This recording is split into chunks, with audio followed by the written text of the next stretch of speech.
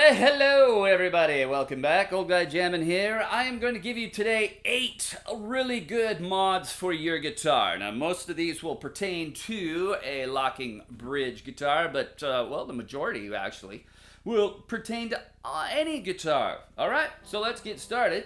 I'm playing this Jackson, and this is the final mod. Kind of doing this because this is the final mod I'm putting on this one, but I wanted to go through everything I've done to it to make it the beast of a machine that it is today. It's so much fun to play.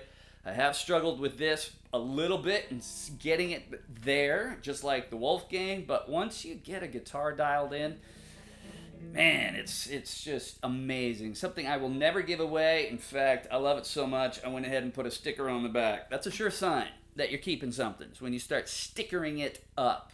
All right, I'm playing this through the PV Invective mini head and that 212 PB cab, which has a greenback and a V30 in it. Sounds great. All right, so first, number one is the tuning keys. Now, no modification to my tuning keys. I do put the string through, which is, I don't know if it's a mod, it's just a procedural thing. But I like to go string through, and then when I'm down on this end, I cut them equal. Cut the string off equal to the back of the fastener bolts right here, but an inch or an inch and a half back right here, and then just stick the tip in, and minimal winds, minimal fuss, and you don't have to deal with trying to get good winds on the tuning pegs because you got the ball that's going to hold the string in place. So there's none of this trying to grip it while you get enough winds. It's beautiful. Locking tuners on guitars. Locking tuners are just primarily for making string changes easier. I don't think they're any more stable than a regular tuner. Just you want a quality tuner, but locking or not is just a preference for, if you want string changes to be quick and easy. That's where your locking tuners really come into play. I have some guitars with locking tuners, and they're no more stable. In fact, the Charvel has locking tuners, and it's no more stable in its tuning than my Godin or my Vintage. In fact, the Vintage guitars stay in tune for whatever reason really well. Okay, so tuners, upgrade if you like. Nut, hugely important here. Now, on this guitar, I took a shim out. On my Wolfgang, I took a shim out as well. There's a shim. If you have a locking nut here, there's a shim underneath.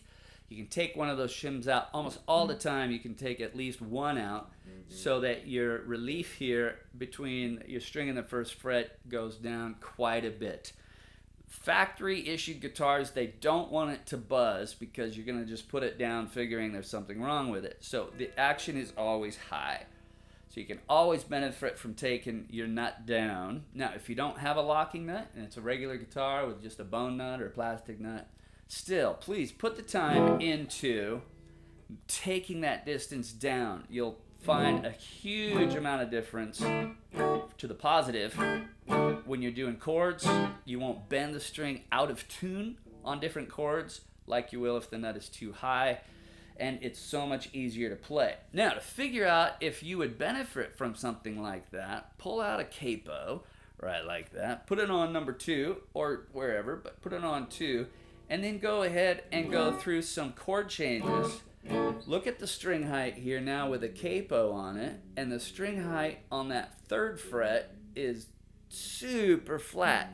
And you'll notice that when you do chord changes now, it's effortless. And the tuning stability is much better as well.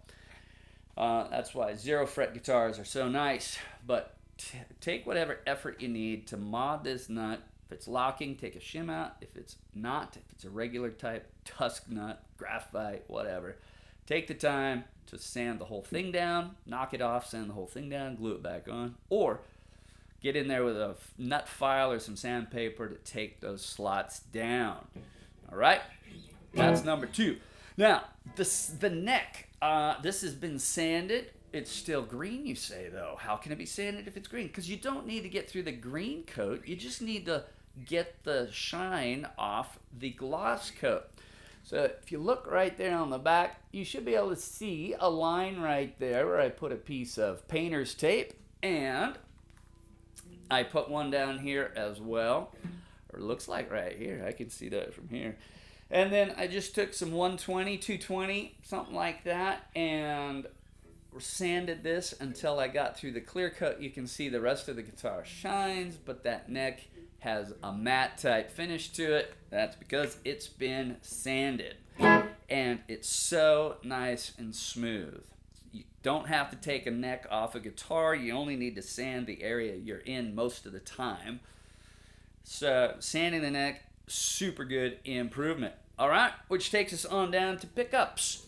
Now, when you're fighting pickups, I recommend you call Seymour Duncan or DiMarzio. Get a hold of somebody, tell them what it is you're looking for, and have them tell you what to get. I went through Seymour Duncan distortion, too much top end sizzle. Then I tried a Pearly Gates, because these are the pickups you hear about online all the time. So then I tried a Pearly Gates, and still way too much top end sizzle. So then I finally called Seymour and told him what I was after, and he got me to a Alnico 2 Pro, which is this one, and I really like it. It's more like just a PAF style sound. It blends well with these other pickups.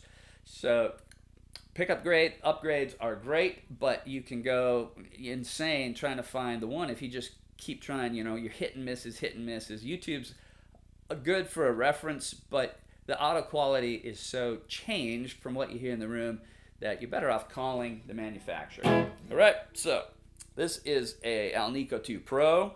Highly recommend it. I haven't heard a lot about it either. You hear about all the other ones, but this is the one I'd recommend to a lot of people for just a good PAF tight rock tone without it being too crazy in the distortion department. The Satch track right here blends well in the middle position, and then this one is stock. I liked it. It's got a pretty high output, so I liked it at the neck. Now, I had a Texas Special that I thought about putting in here, but it's a single coil, so I'd end up with a little bit of noise in that position, and the Satch track actually blends really well. Listen to the quack I get out of this.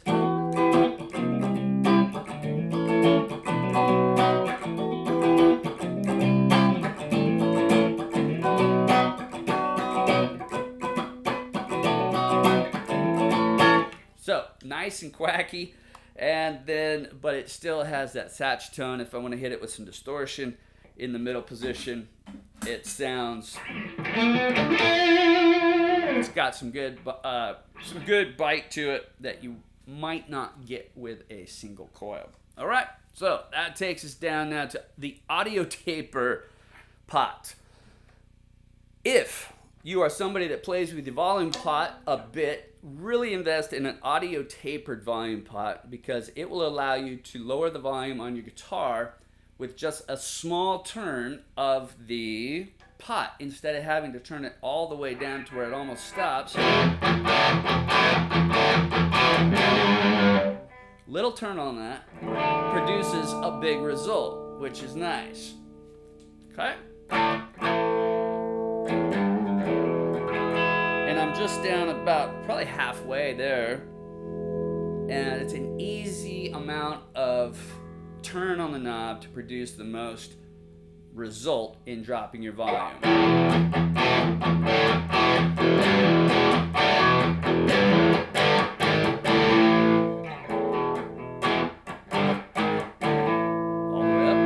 All the way up was just putting my fingers under the knob, and I rolled it right back up, probably halfway.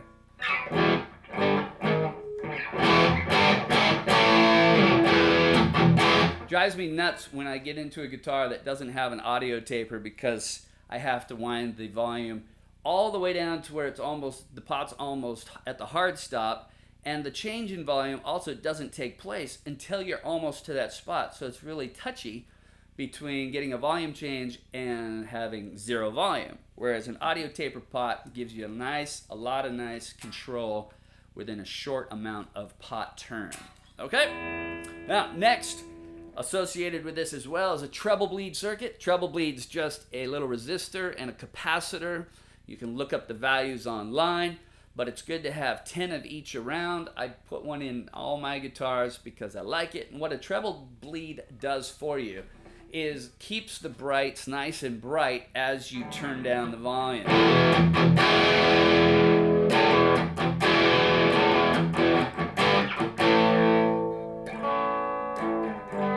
Whereas if I didn't have that treble bleed and I was turning down the volume, the tone of this would start to really darken up. You'd lose all that bright sparkle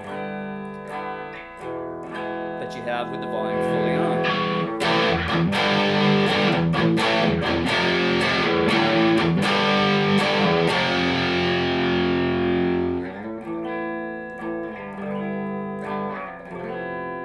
Nice.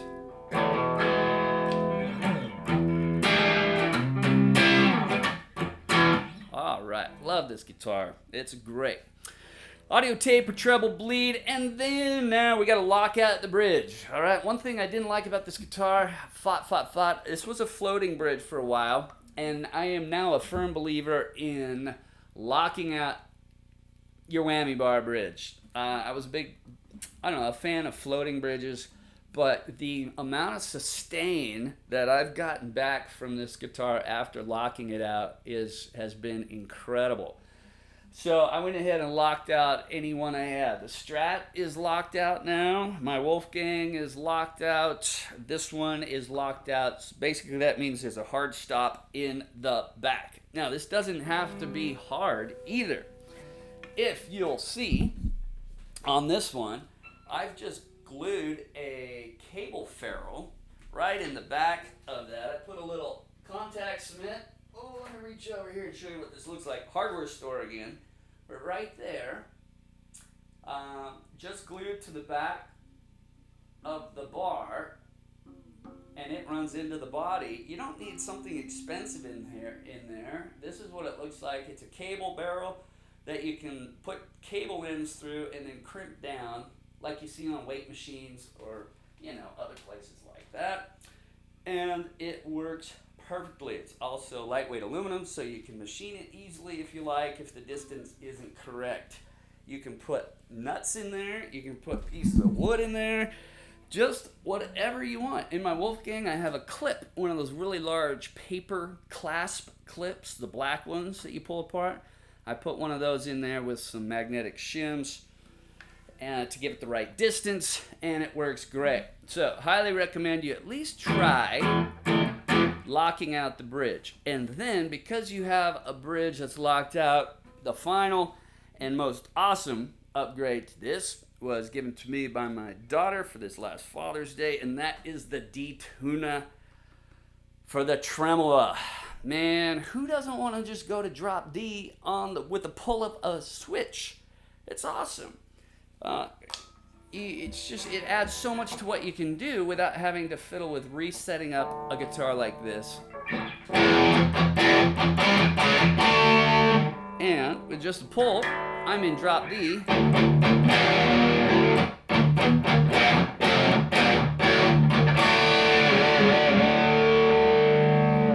Push it back in and I'm in standard tuning. So you all know what drop D is and you know what the Detuna is. But super easy. It took me about 5 minutes to put on, and then I went a little extra and I carved out this wedge here and filled it in with some black paint.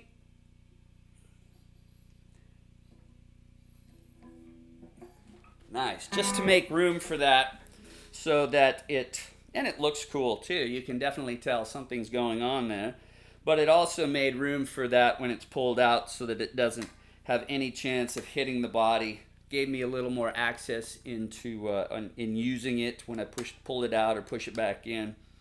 Coolest thing in the world. It won't work unless your bridge is locked out. So try it. Lock your bridge out. See if you don't have a lot more sustain. I was losing resonance, vibration related sustain when this was floating. I didn't have very much sustain. It wasn't as much fun to play. So I blocked it out, and that fixed that problem. And then that also allowed me to go with the Detuna And now, this guitar is something I love to play. I've got lots of tonal variety. I've got drop D. I've got stable tuning because of the locking system. Never have to deal with an out of tune guitar. Once it's tuned up, I can play for, endlessly without having to do anything to it. So check those mods out. There's 8 killer mods that you can do on almost any guitar. Well worth the time to make an instrument that's not as much fun to play one of your favorites. Okay, Old Guy Jamming is out. See you next time.